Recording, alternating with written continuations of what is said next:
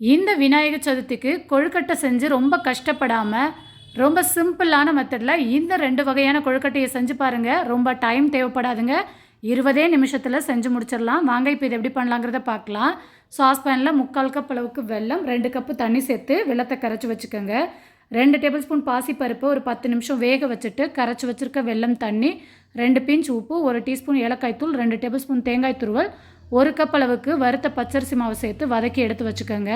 இப்போ கார கொழுக்கட்டைக்கு 2 table spoon எண்ணெய், 1 டீஸ்பூன் கடுகு, 1 டேபிள் ஸ்பூன் கடலைப்பருப்பு, உளுந்தம்பருப்பு, 1 வரமிளகாய் கிள்ளி சேர்த்துக்கோங்க. கருவேப்பிலை, கொத்தமல்லி, 2 டேபிள் ஸ்பூன் தேங்காய் துருவல், 2 கப்பு தண்ணி, 1 டீஸ்பூன் உப்பு சேர்த்து தண்ணி கொதிச்சு வந்ததும் அரிசி மாவு சேர்த்து நல்லா கலந்து மூடி வச்சுருங்க. இனிப்பு கொழுக்கட்டை மாவில் 1 டீஸ்பூன் நெய் சேர்த்து நல்லா பிசைஞ்சு விருப்பமான ஷேப்பில் கொழுக்கட்டை பிடிச்சிக்கோங்க. இதே மாதிரி கார கொழுக்கட்டையும் பிடிச்சி ஒரு 10 நிமிஷம் ஸ்டீம் பண்ணி எடுத்திங்கன்னா பஞ்சு போல் சாஃப்டான கொழுக்கட்டை ரெடிங்க. இந்த விநாயகர் சதுர்த்திக்கு இது போல் ட்ரை பண்ணி பாருங்கள்.